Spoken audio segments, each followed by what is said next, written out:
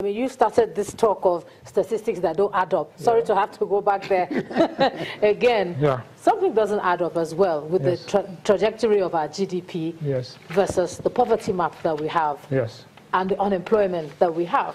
And looking at the statistics from the NBS, you see that we have 69%, of people who are relatively in that let me say, in that area, number of the underemployed in the labor force also going up. But then you have drawing a different sort of map. No, you see what has happened is that your GDP has been growing, but your income inequality has been growing.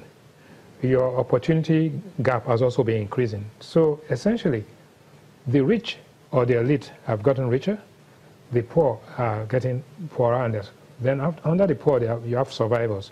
So you have, if you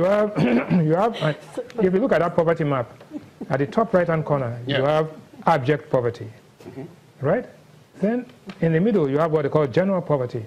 There are 3 areas of affluence, which is Abuja, actually 2 areas, Abuja and Lagos, where the expatriates reside. All the others are in general poverty. So you have about almost 70% of people living below $2 a day.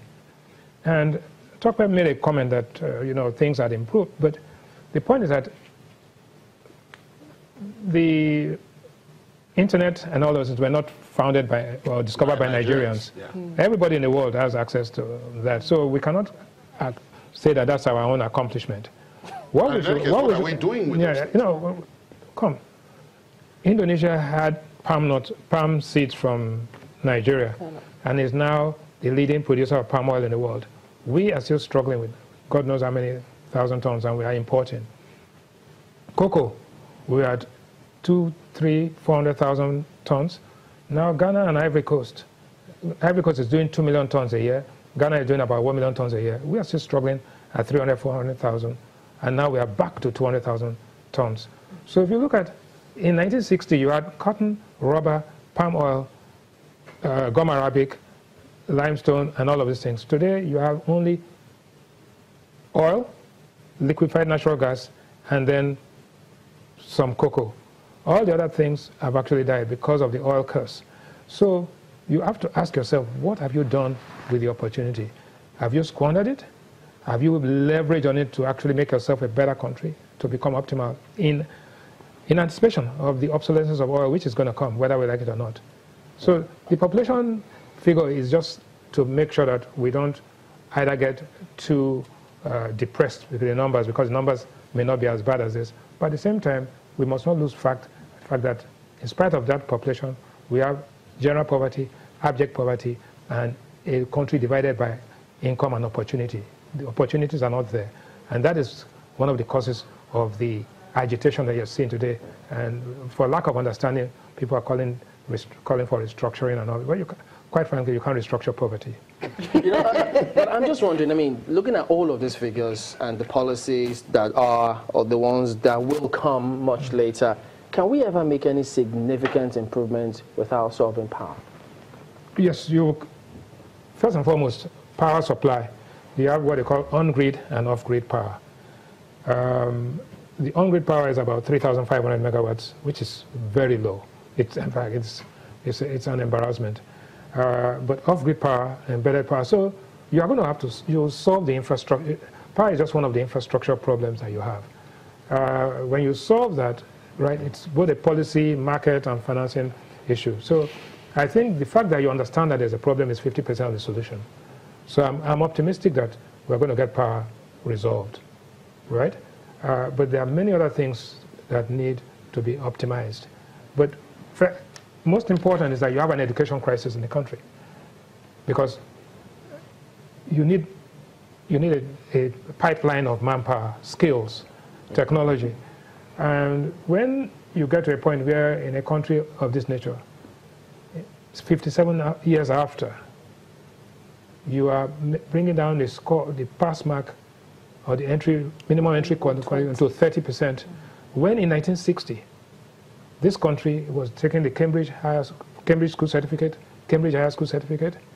This country was taking the University of London GC, West African exams.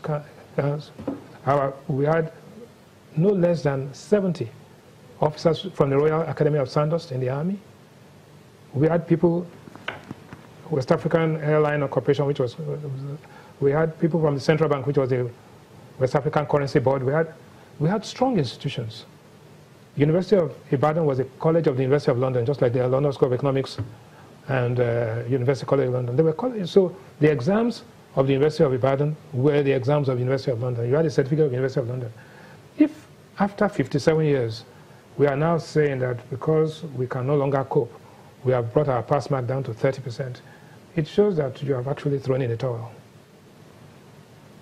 It speaks to something very serious. But one of the things that many economists and other such analysts like yourself and Mr. Fashola have always pointed out is this inconsistency in policy. All the examples you always give of countries that have moved, that were where Nigeria was at about the same time and that have moved, the basic difference has always been this consistency in policy. Even Ghana that you're talking about, ever since the time of Jerry Rawlings to now, there's been some consistency in certain things. The politics has differed, but there have been some... No, but you see, the problem is that there are three things that guarantee you economic success. One is leadership, two is policy, three are institutions. You must have two, right? But what has been found out is that even if you have the right policy and the right leadership, if your institutions are weak, you will fail. So, but even if you have poor leadership, right, and you have strong institutions, right, and good policies, you will succeed. But without strong institutions, you cannot. Nigeria from 1960, they went through post-independence, we went through a civil war, went through all of this. But the institutions were strong. The institutions that were bequeathed to Nigeria by the British colonial, the academic institutions, the police force, the military, the banking system, all of them were strong. But over time, these institutions got actually bastardized. So at this point in time, you have no civil service, you have nothing, right? So no matter what you do, if you change the policies and change the leadership, they are all having to confront weak institutions. So the first thing you have to do is to go back to rebuild those institutions. And to rebuild those institutions, that's where I come back, you need the skill set, and you need the people to populate them. And so you've got to go back to doing it simultaneously.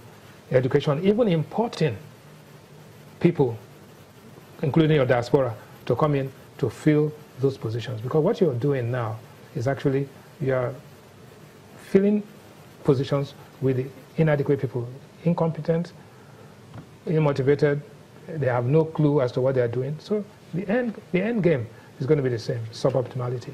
All right, so let's just quickly go back to Abuja now for our closing moments, Mr. Fashola. In terms of your economic outlook for the next couple of years, I know we're reviewing up to 57. We've talked about... We're looking ahead to possibly 57. Hopefully we'll get there. So what are your thoughts and what do you think, where do you think we will be in terms of our economy? Really quickly now, because we're running.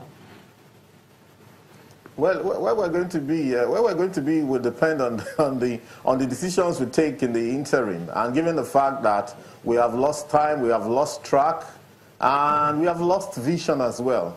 So to a large extent, what we don't, we talk about the institutions that were bequeathed by the colonial people when they were living. Look at places like UCH in Ibadan. I understand that there was a time that the Saudi king used to come and treat himself in UCH. You go there and see now simple things like water. They don't even have, and that's all over the country. The whole country, 180 million people, there's maybe only one or two cancer radiology machines and so on. so you got a real problem on your hands. And now, however, I think the problem is a lot more fundamental than perhaps getting university graduates. As a matter of fact, in the countries that we look up to, including the Malaysia, Indonesia, not to talk of the UK, US, and all of that of this world, the standard is secondary school education. However, we have a crisis on our hands because we're in negative. We have more than up to 20 million children moving around in Nigeria, bowl in hand, no education, and that means that the future is not assured at all. That means there's no future. In the next 20, 30 years' time, we're not going to be looking. The world will not be looking at churning out those kind of human beings, but people who can contribute to society, in general. So we're negative, and we need to overcome this negative and begin to move into the positive. We need to declare an emergency on this issue of education, but basic education, secondary school education, get our people to think right so that we don't damage even the institutions that we have been building. Then, of course, we can leverage on those guys that have gone abroad, diaspora guys, and say, guys, what can you do for us here? Without them feeling too entitled or feeling too pompous to assist. We just need people to put themselves into this and try and assist this country to survive, because right now, survival looks a very dire prospect. Looking forward to surviving another 57 years. Thank you so much, Mr. Tokwe Fashua, an economist, for joining us on the program. And all that remains is for me to thank you as well, Mr. Rewani, MD CEO, Financial Derivatives, for joining us here. The program does continue. When we come back, we'll be taking a look at security. Security. Yeah, so stay with us.